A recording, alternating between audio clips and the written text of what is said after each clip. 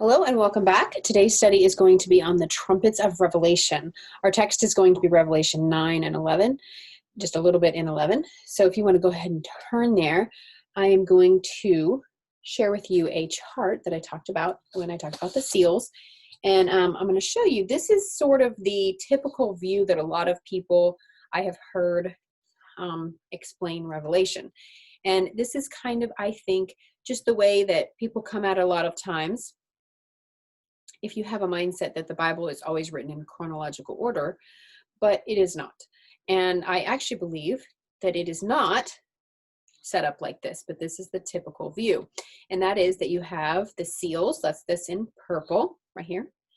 And then you have the trumpets, and then you have the bowls. Some believe that the rapture is here before any of it happens. Some believe that it's here. And if you are like me, you believe it is here and here and somewhere in here. But I don't know where. I don't put a solid, somewhere around in this time frame, okay?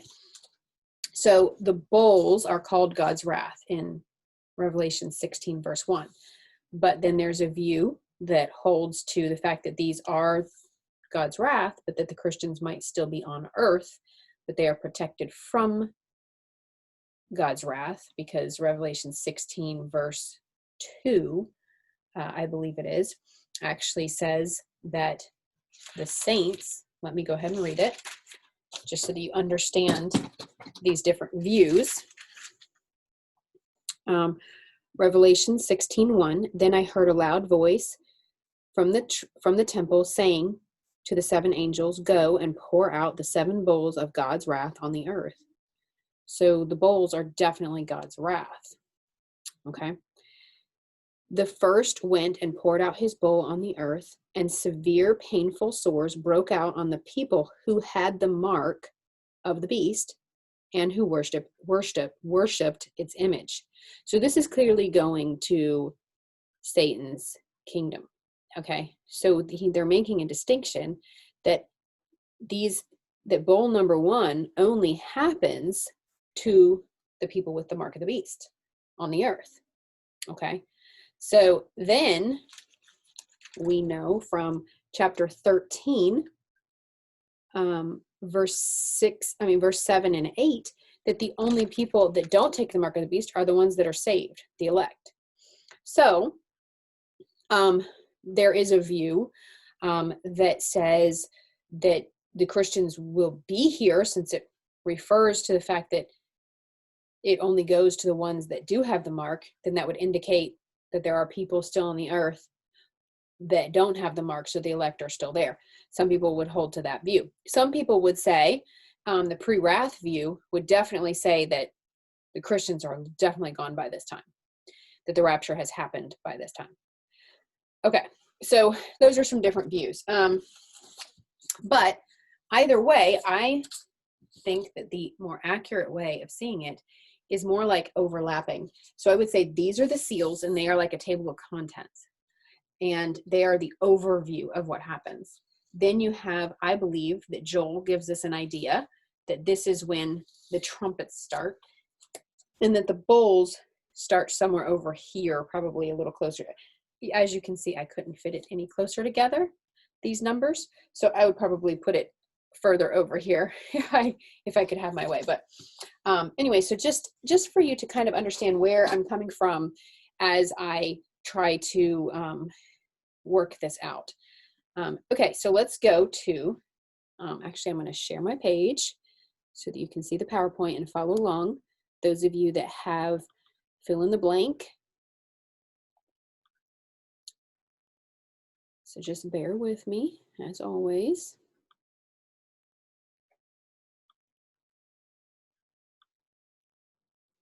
Okay, so we have the trumpets. Trumpet 1 is hail and fire mixed with blood. 1/3 of the earth and trees are going to burn, and all of the grass. So I'm going to go ahead and read it. Get back to it. Okay.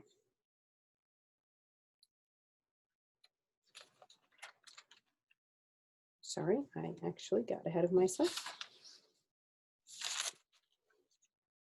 Okay, so this is Revelation 8 and verse 7. The first angel blew his trumpet, and hail and fire mixed with blood were hurled to the earth. So a third of the earth was burned up, and a third of the trees were burned up, and all of the grass were burned up. Okay, now if you can keep your finger here, we are going to go back and forth through this whole lesson. We're going to go back and forth from Revelation to Joel, okay? And the reason why I think that Joel is a parallel passage is because it keeps on announcing the day of the Lord is near. Not yet, though. And then it keeps saying the day of the Lord is near. So, and then it gives events. And then it will go again and it'll say the day of the Lord is near, and it will give events. And then it describes the day of the Lord at the end. Okay. At the end of this series. So, let's look at verses 18 and 19. So Joel chapter 1, verse 18 and 19. How the animals moan, the herds of the cattle wander in confusion, since they have no pasture, so there's no grass. Even the flocks of the sheep and goats suffer punishment. I call to you, Lord, for fire has consumed the pastures of the wilderness. So I am proposing that this is something that happens right near the end before the day of the Lord. And that's because, if you'll keep reading, you're going to see that it's going to describe the day of the Lord. Okay?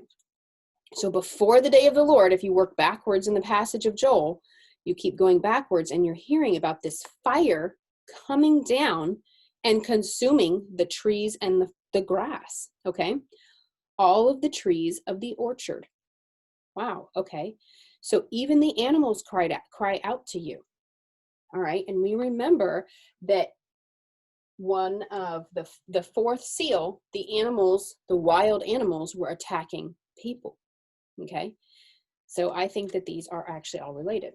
Okay, so let's go back to, let's go ahead and fill in our blanks for Joel. The grass and the trees. This causes great distress. And then Joel chapter 1, verse 16 talks about how joy and gladness has left the house of the Lord. It's a very sad time. Okay, now trumpet 2. Let's go back to Revelation 9 and verse 8. The second angel blew his trumpet, and something like a great mountain ablaze with fire was hurled into the sea. So a third of the sea became blood. A third of the living creatures in the sea died, and a third of the ships were destroyed. Wow, okay. So a huge mountain-like object ablaze with fire goes into the sea, comes down from the heavens, okay? And this causes there to be, all the animals are killed in this sea, and that would of course cause blood to be all over in the ocean. Okay, and a third of all the ships are destroyed. Okay, so let's move on to the third trumpet. Let's read verse 10. The third angel blew his trumpet, and a great star, blazing like a torch, fell from heaven. It fell on a third of the rivers and the springs of water. The name of the star is called Wormwood, and a third of the waters became wormwood. So many people died from the waters because they had been made bitter. Okay. So, filling in your blanks, we have a third of the springs and river waters are dried up. Now let's compare that to Joel chapter 1, verse 20. Even the wild animals cry out to you, for the riverbeds are dried up, and fire has consumed the pastures of the wilderness. So this is why I believe what I was saying about it being overlapped here, because the end of the fourth seal has the wild animals attacking and killing people and even eating them, right? So in large amounts. So I'm thinking that it drives them crazy because they don't have water and they don't have food. And so that's why I am putting that, because it seems to be entangling itself in each other in the book of Joel. Okay, so let's go to the fourth trumpet. Verse 12. The fourth angel blew his trumpet, and a third of the sun was struck, and a third of the moon, and a third of the stars, so that a third of them were darkened. A third of the day was without light, and also a third of the night. I looked, okay, let's go ahead and fill in the blanks.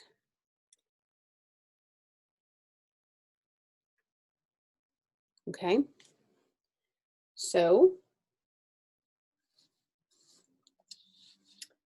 we can see, I actually would think, I don't know this for sure, but to me, it would seem like these first four trumpets are pretty close together, and that the first three actually cause the fourth one.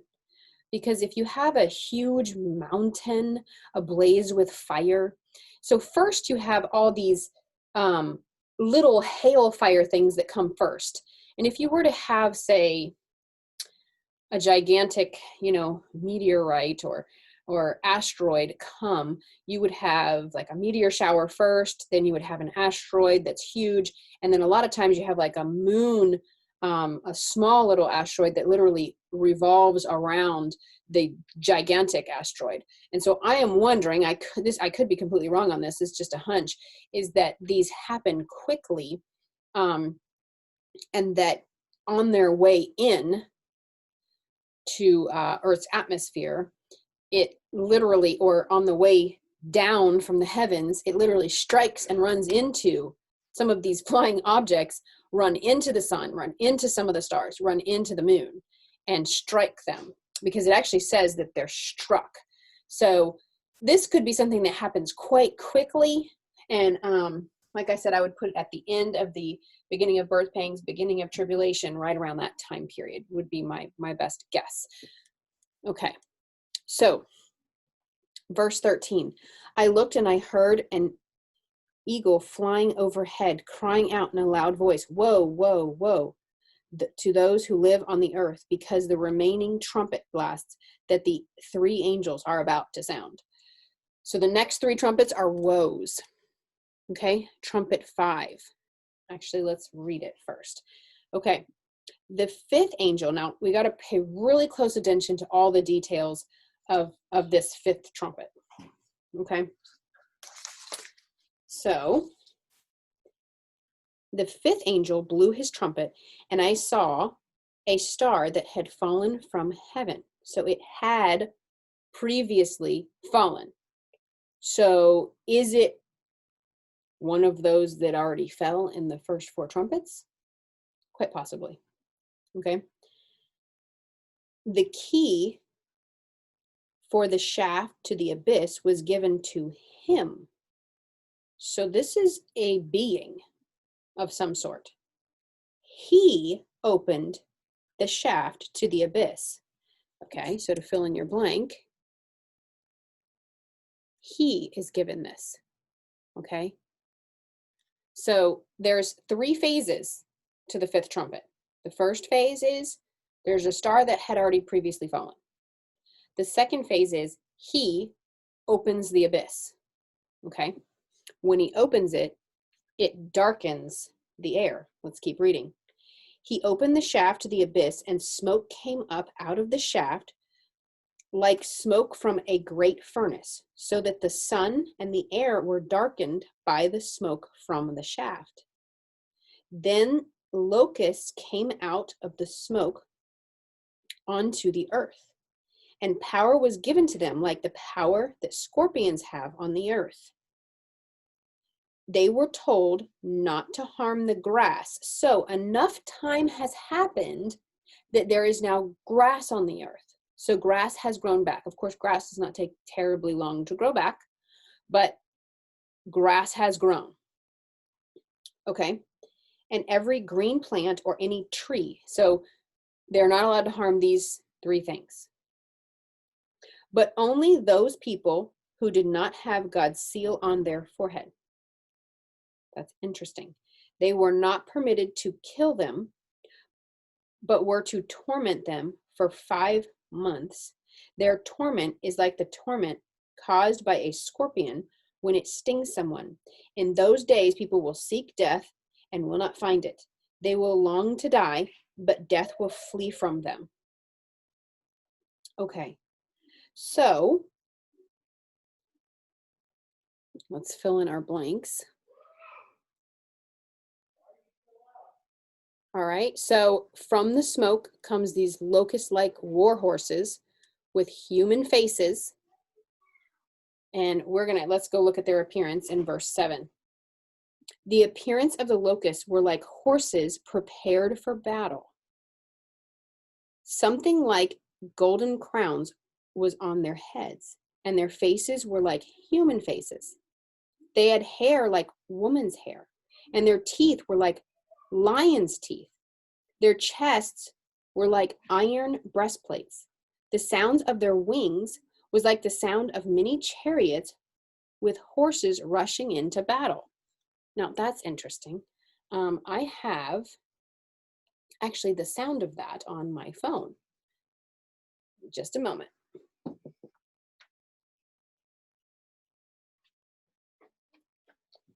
Okay. So this is the sound of many chariots rushing into battle.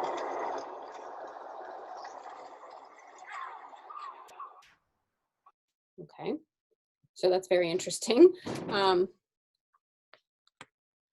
Let's keep going. Verse 10, and they had tails with stings like scorpions, so that with their tails, they had the power to harm people for 5 months. They had as their king the angel of the abyss. His name in Hebrew is Abaddon, and in Greek, his name is Apollyon. Their first woe is past. There are still 2 more woes to come after this. Okay, so filling in those blanks,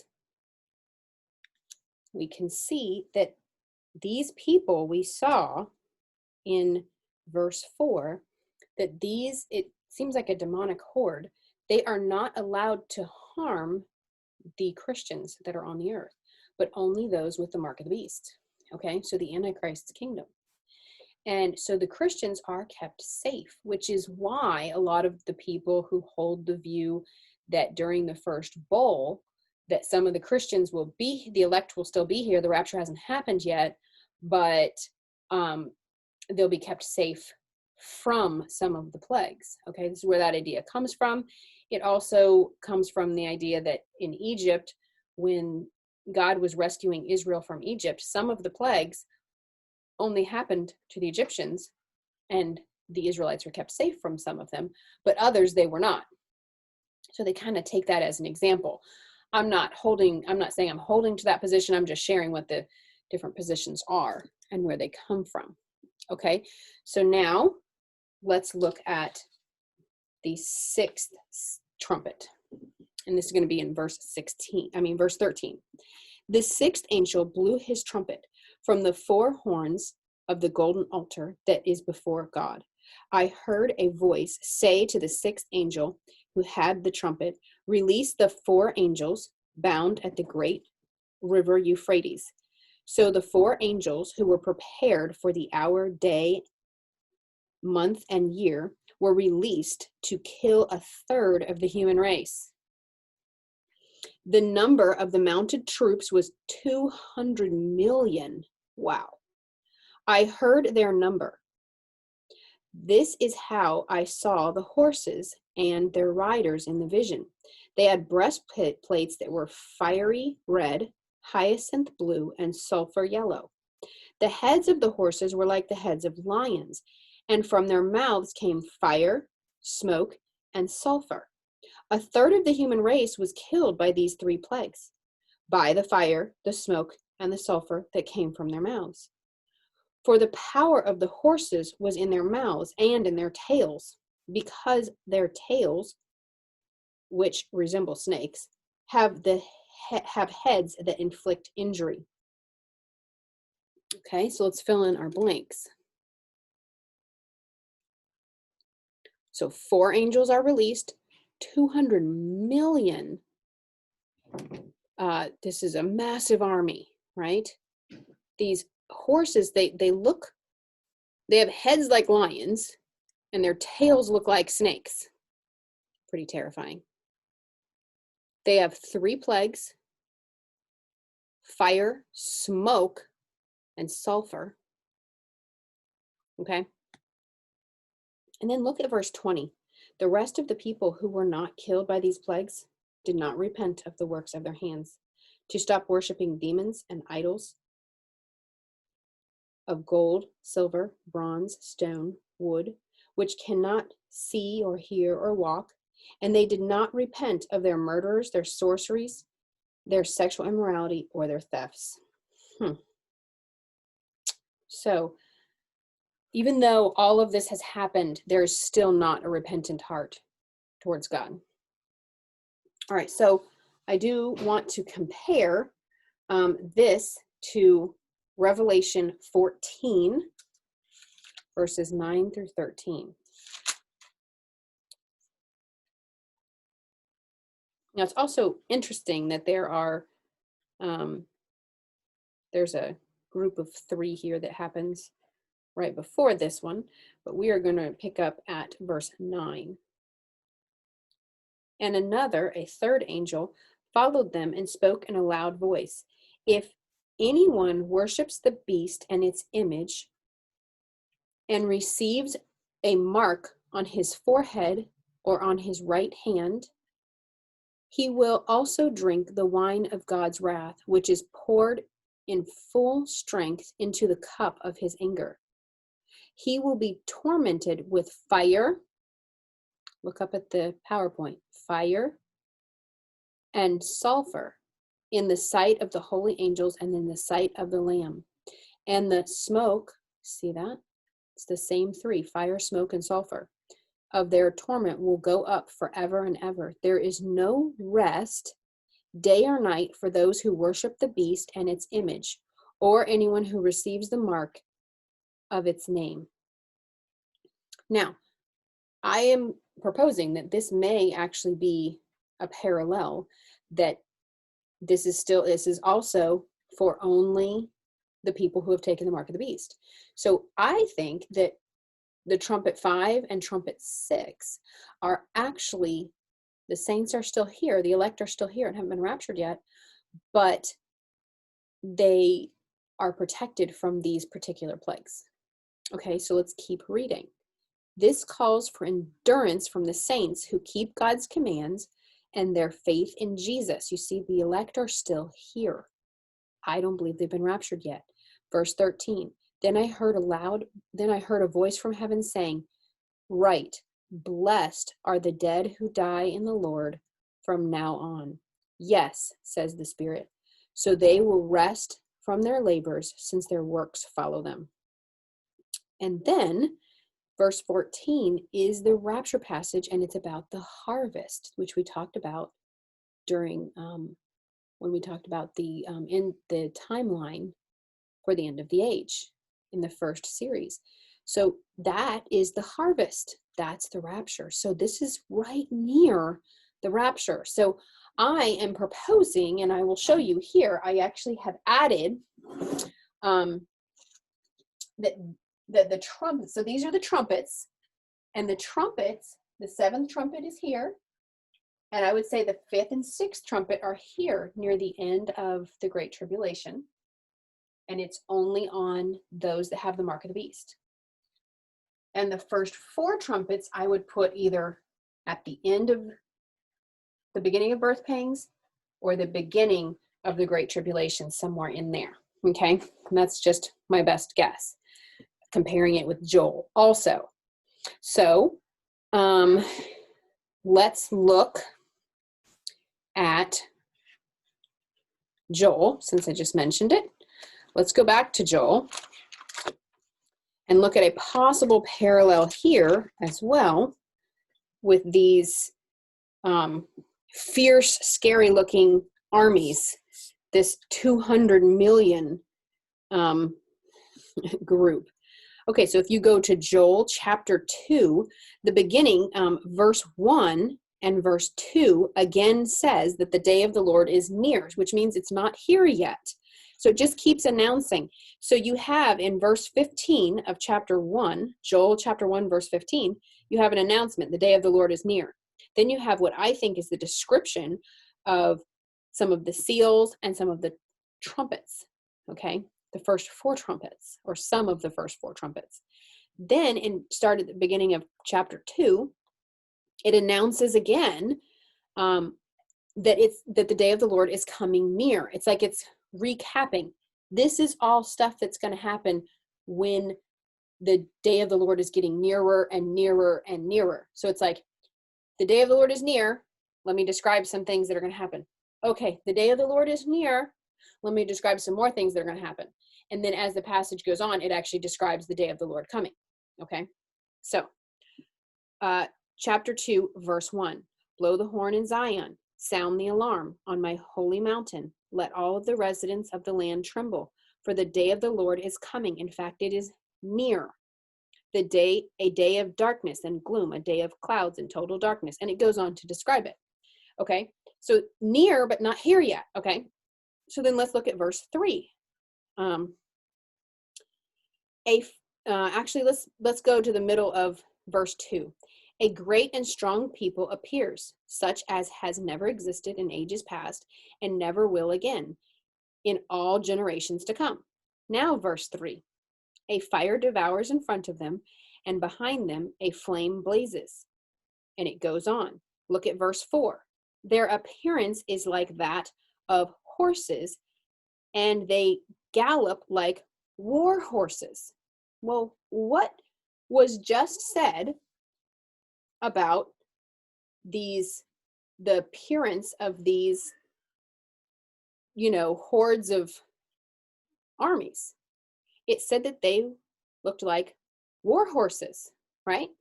So I am proposing that this might be describing the same thing, or maybe some other group that's happening around this time. But I am thinking it's probably the same group, whether it's the 5th or the 6th seal, I'm not sure. They bound on top of the mountains, verse 5.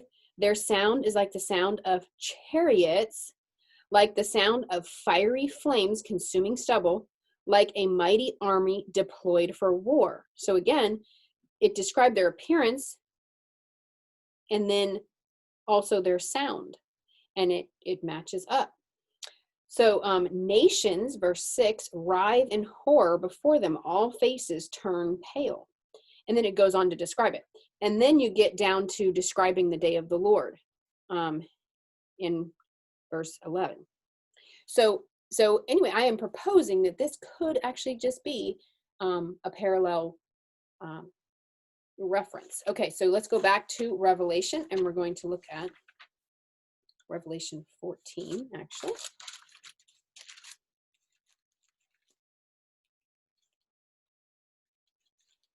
I'm sorry, we already looked at Revelation 14. I'm sorry about that. So let's move on to the 7th trumpet, which is going to be Revelation 11, verse 7.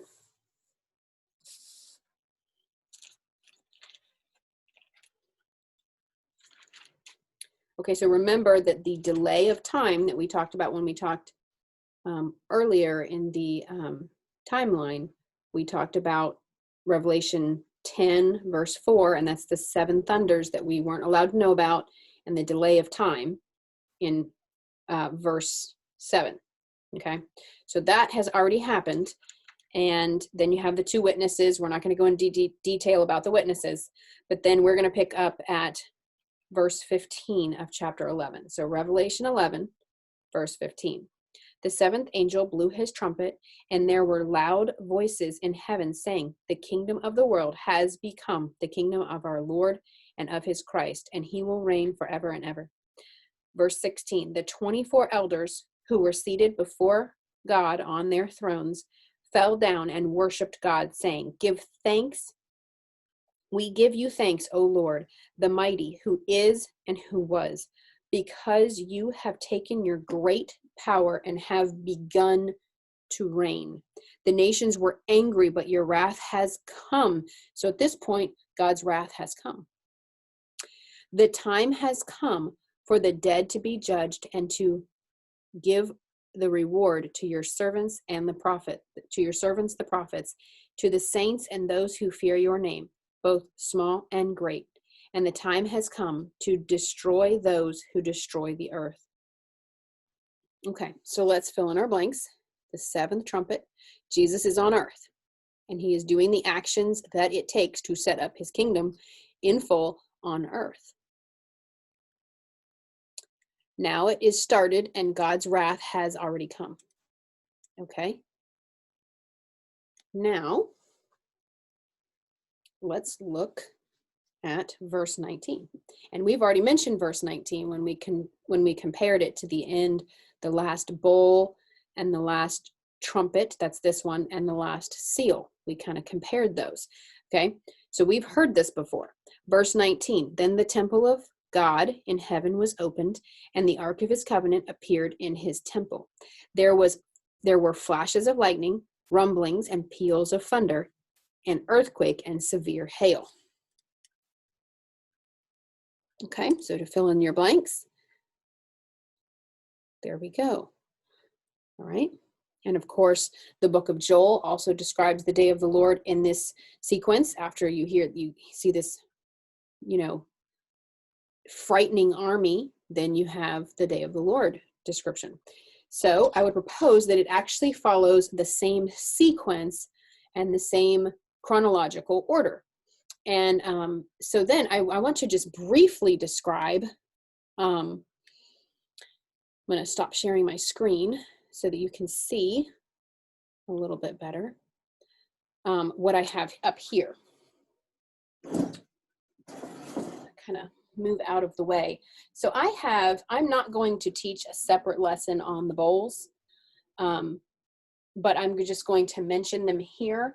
I have the first 4 trumpets right here as my best guess, and then the 5th and 6th trumpet here. Could be, of course, closer to the day of the Lord. I'm not exactly sure on that. But then I have the 7th trumpet as being here. They're all the blue, the light blue. And then I have the bowls all lined up right here. So you have bowl 1, painful sores, the sea turned to blood, all of the sea, the fresh water turns to blood, the sun scorches people, darkness is bowl 5, Euphrates River is dried up and people are gathering for Armageddon in 6, and then in 7, which is off screen, it's actually the severe lightnings, the rumblings of thunder, and the thing that matches up with 11 verse 19. So I am putting the bowls here. I don't come down real hard and strong as to exactly where those take place. Like I said, there's a view that would definitely say that these bowls would be moved over here a little bit. And there's another view that would say that they're a little more over here in the tribulation a little. So those are 2 well-known views. And certainly there's lots of resources that you can find, and those will help you to kind of hash that out. And, I'd encourage you to read scripture yourself and see which one you think. And obviously the closer we get to it really happening, the more these things are going to make sense and fall into place, and we'll understand them even more and be able to come down a little stronger as to how these things take place. Especially once you get near the end of the birth pangs, you're going to be able to start seeing how things are unfolding, and it's going to make a lot more sense the closer we get to it. So, okay, so this concludes, that's all I'm going to say about the bowls. So this concludes the second series, which is the seals, the trumpets, and the bowls of Revelation. The next part that we're going to look into is actually about the Antichrist. So we're going to talk about the Antichrist in the next series. It's going to be the Antichrist, his nature, his rise, and his reign. And then we will get into Babylon, Mystery Babylon, and that's another 3-part series. And we'll get into what Mystery Babylon is, because, Revelation 17 and 18 have a lot to say about Mystery Babylon, and I'm going to unpack according to Scripture what I think it is. And I'm looking forward to continuing this study. Okay, I will see you next time.